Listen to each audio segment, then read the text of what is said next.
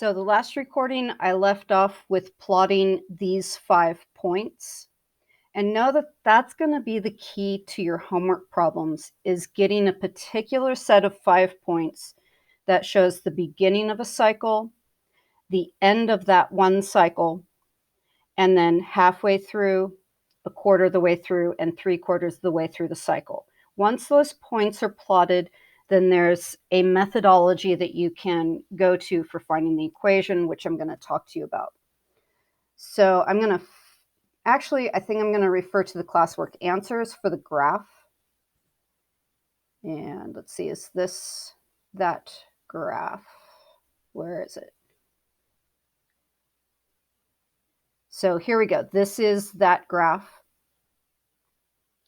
with more than just the one cycle. Now,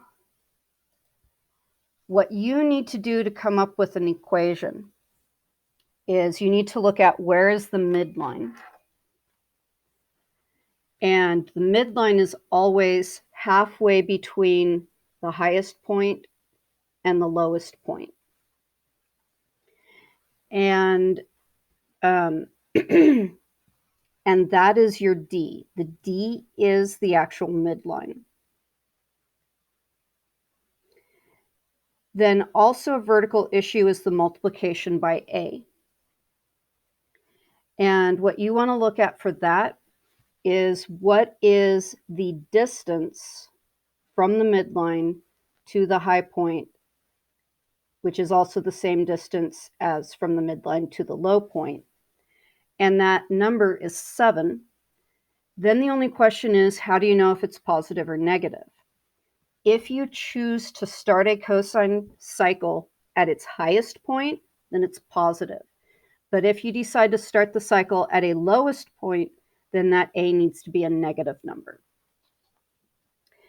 Then so I've got the 7, positive 7 is the A. The midline is the number 6. And now I want to look at the horizontal issues. The B can be found in a couple of different ways, but it is based on how long it takes to go from the beginning of a cycle to the end of a cycle. We already found that the period is 10 seconds.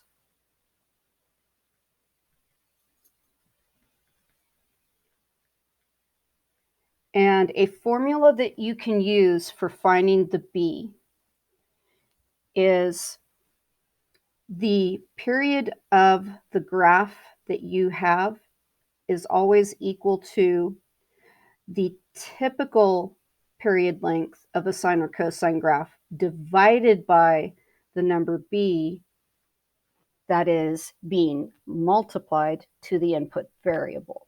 So again, when I have an input variable multiplication or addition, I do the opposite sign on the graph. So I can use this to figure out what B is, and this is a formula that you can stick to. So if the period is 10 seconds, then multiply B over to the left side with the 10, and then divide by the 10. And you should simplify that. So pi over 5 is the B number. And then the other piece is C. And because traditional equations write minus C instead of plus C, I'm just leaving it there. But it's still the idea of we shifted this right 2 units, 2 seconds.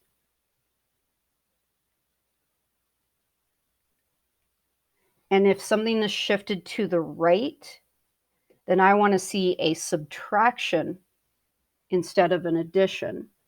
So I want to see the variable minus 2 in order to have something move right 2 units. So the C number is 2, but it should end up being T minus 2. Excuse me. So finally, that gives us an equation.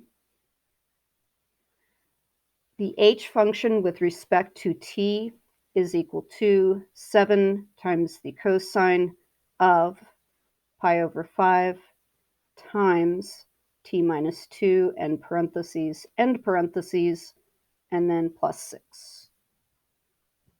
And that is your function. I do want to say that sometimes it's easier to come up with the equation if you temporarily take out the issues of addition subtraction with the shifting and the translating. So that is everything for that particular problem of example 2. And I do have some explanations to help you take a look at it. Now let's take a look at example 3, and we will start that from the beginning. So in Johannesburg, in June, the daily low temperature is usually around 3 degrees Celsius, and the daily high temperature is around 18 degrees Celsius. The temperature is typically halfway between the daily high and daily low at both 10 a.m. and 10 p.m.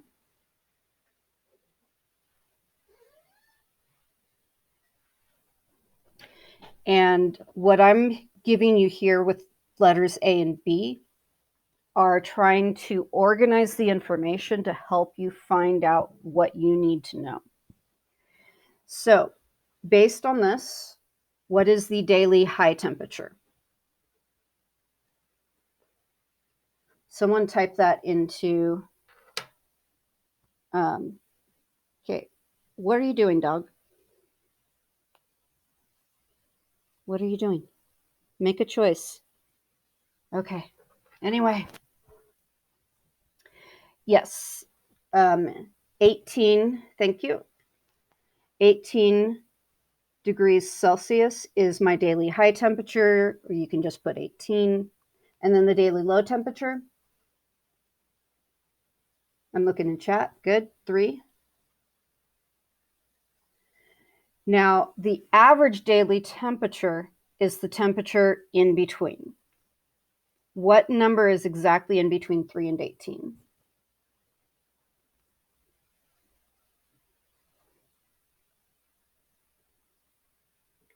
And you can always find the average number by adding the two numbers together and dividing by how many numbers you added together, which is 2. So what number is this? May not be the number you want, but what number does it give you?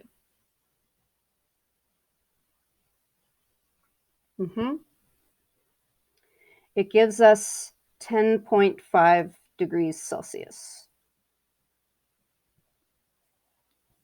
So these are very, very important pieces of information that are going to help you with the graph and the equation.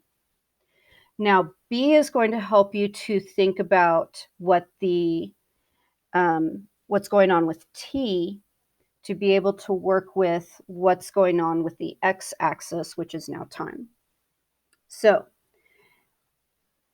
we want to take a look at what time frame are we giving this. And what we're going to do is, this doesn't really give a stated this is time 0. What we can do is we can call time 0, excuse me, to be midnight. So what we can do is we can basically use like military time, where it goes 0 to 24, with 0 being midnight and 24 being midnight on the next day. So if we consider the number of hours past midnight, the daily high temperature occurs when?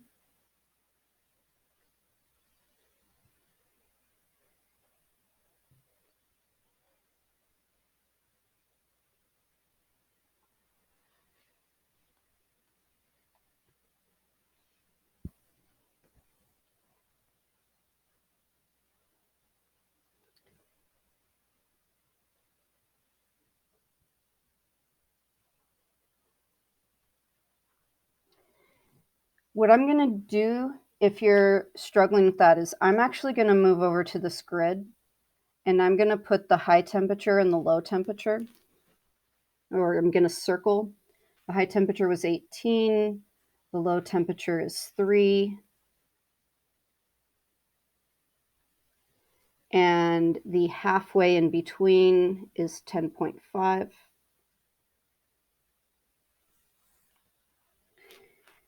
Let's take a look at the information given. The temperature is halfway between the daily high and low at 10 a.m. and at 10 p.m. That means it's at the midline temperature of 10.5 at 10 a.m., which is 10, and then later at 10 p.m. So 10 p.m. is going to be 10 hours past 12, which would then be 22.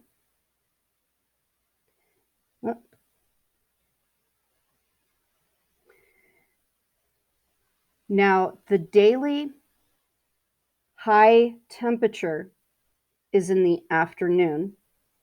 And if we understand how the sinusoidal graph works, then it's going to reach its highest temperature in between 10 a.m. and 10 p.m. I just realized I put that on the wrong point.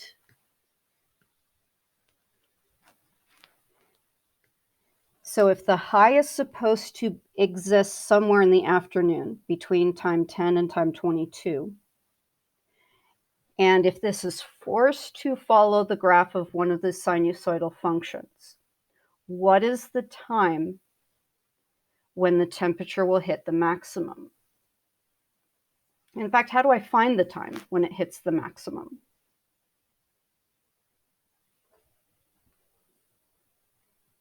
I want to look at the average time. There are two times, 10 and 22. Right, the middle of 10.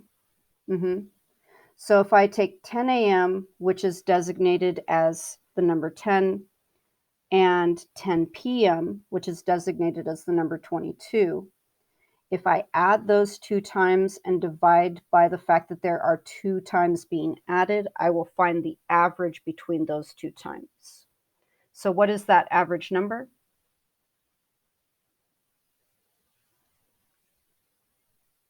16. You got it. 16 is right there, halfway between those two times.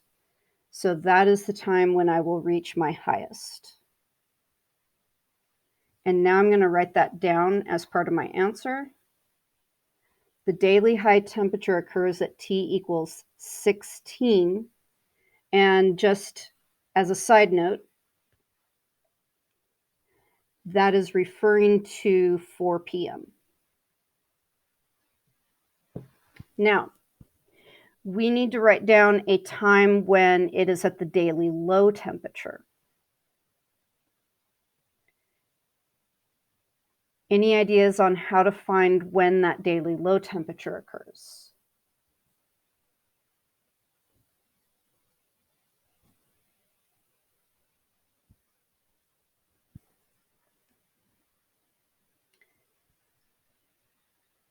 One thing to keep in mind is if you look at the amount of time it takes to go from a midline to a high point, or from a high point to a midline, or a midline to a low point, or a low point to a midline, any of those time segments are 1/4 of the cycle. What I'm going to do is I'm going to go back over to the previous graph we have. Okay, maybe I'm going to go over to the answer of that. If you look at high point, midpoint, low point, midpoint, high point, those 5 points create one cycle where my first and my fifth point are located at the same y coordinate, and then the cycle begins again. Each of the time frames, and I'm trying to Each of these little time frames is 1/4 of the cycle.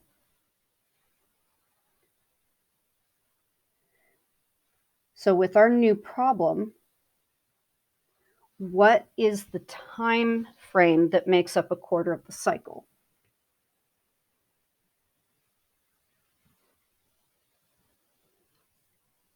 It says the daily temperature is the average. Right. So when it says that the temperature is typically halfway between the daily high and the daily low, the daily high is 18, the daily low is 3. And so what it's saying is that the time at which the temperature is halfway between the high temperature and the low temperature, the 2 times during the day at which it is halfway between the temperatures is 10 a.m. and 10 p.m. And know that these are word problems. I took them from places online, word for word, and then wrote out, like, what is it you need to seek out when you read any of these generic word problems that anyone has written. And these are the things that you need to seek out.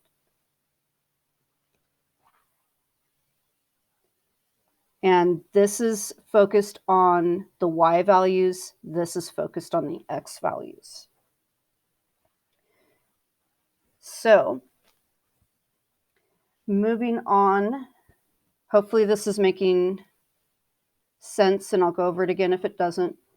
The daily low temperature, what would be a time when it reaches the daily low temperature?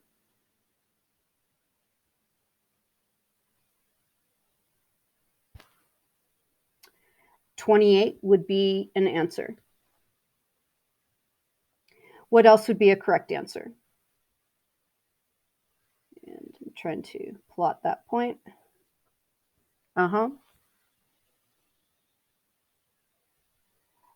Either of those two are correct answers. Oh, and there you go with another one. Let me see. Is that correct for hitting the low again? Actually, that'll be when it hits the high next, is 40.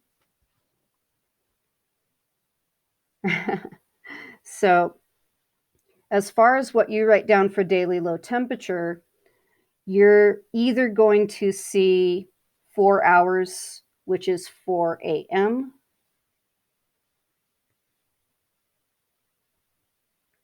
or you're going to see 28 hours, which is 4 a.m. the next day.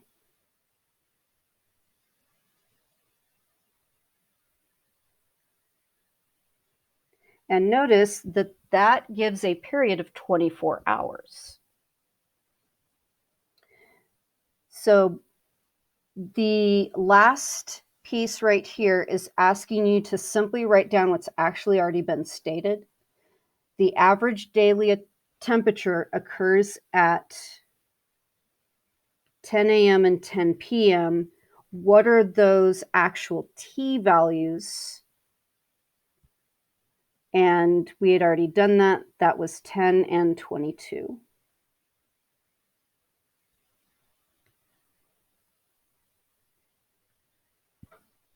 Now from there, you'll draw the graph.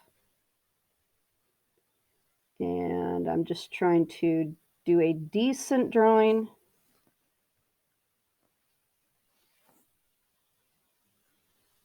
There's one cycle, and then I can then put some more points in to get the final cycle, which will look like this. So now, as you prepare to figure out the trigonometric function that models the temperature T, capital T, in Johannesburg, T hours after midnight, D is prepping you for that. Now, the amplitude is the distance from the midline to the highest temperature, as well as the distance from the midline to the lowest temperature. And what is that number? And keep in mind, 10.5 is the midline.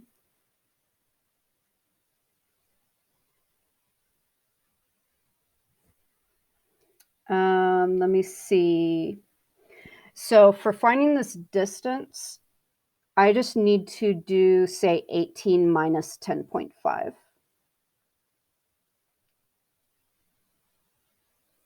And what will I get then? Or if you're looking at it from here to here, 10.5 minus 3. So I'm just looking at subtracting the midline from either the highest or taking the midline and subtracting the lowest. And what number does that give me when I subtract either of those pairs?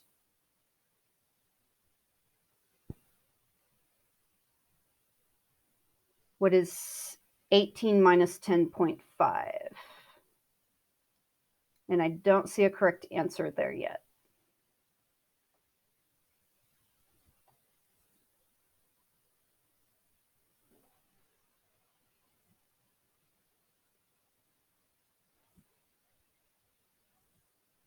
$7.5. There we go. So the amplitude is 7.5. But there's something very important to remember. If I decide I'm going to start at a low point, then I have to multiply. Oh, wait a minute. I just realized that I'm giving you a sine graph. So with a sine graph, I'm starting at a midpoint. One of those midpoints that I could start at could be this one. And if I do choose to start at t equals 10, to start a cycle there, it's beginning by heading up, so that's a positive sine graph. So that means that A is positive as long as I start with a shift that is 10 units right.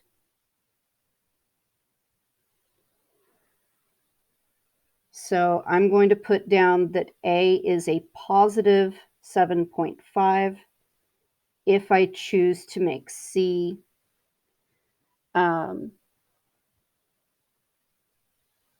be the starting time at 10. There are a multitude of correct answers you could actually get for this equation. All right, now, the period of the graph. How long does it take? It's a 24-hour cycle. So if the period of the graph is 24, I can find the B number by taking the normal cycle of 2 pi and dividing it by whatever the B number is, and that is equal to 24. Wait, Miss Blanchard. Yeah. Wouldn't D be 10.5? Or wait, how'd you find C? Oh, the C was the horizontal shift. Oh, okay. Okay, never mind. It's okay. And it's actually also pretty close because the midline, which is what I have right here, the midline is at 10.5, and that is automatically your D.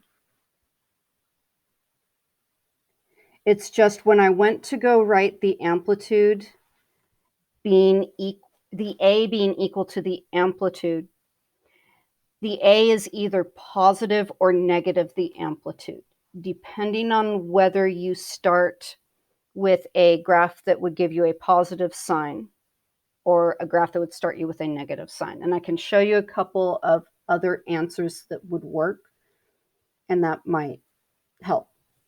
So when you're trying to find what B is equal to, you want to take your period of 24, set it equal to 2 pi divided by B. Hold on.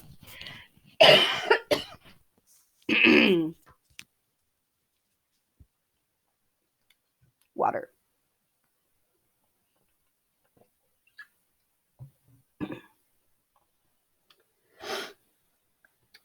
So I'm going to multiply both sides by b, and then divide both sides by 24. And when I simplify this fraction, it is pi divided by 12. So that is the b number. And then the phase shift I talked about earlier rather than later, but it's where I choose to begin the cycle, and that is 10. So what I want you to realize is that this gives you 4 things to look at to help you find your A, your B, your C, and your D. And you can determine them in a variety of orders. You don't have to find the amplitude first. It doesn't matter which of the 4 things you find first and which you find second. So that gets us to one trig function that would be correct is a positive 7.5 multiplied by the sine of, we found b to be pi over 12, but then I need a parentheses, and here I'm using, I'm going to go from using x to using capital T, or lowercase t, I'm sorry, and I need to make my y capital T because of the directions of the problem. And it's t minus 10 in a parentheses, and then plus 10.5. And that is just one way. Okay, this is just one way that it could have been written. You might have done this. You might have used, if you're going to do a sine function, know that you have to pick a point that is on the midline. You could base it on starting here. You could base it on starting here. You could base it on starting, let's see, wherever it is over here. And you could even go backward. Any of those time values could be where I decide to start my cycle.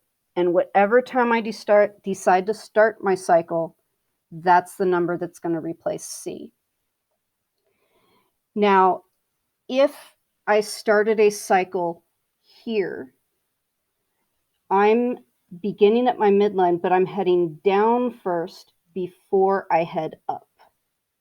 If I head down in the beginning of a sine cycle, then the amplitude needs to be negative.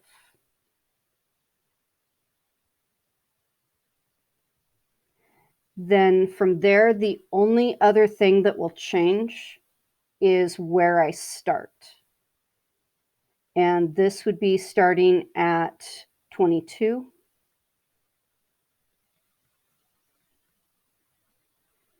But again, that's just changing where I decide to start the equation.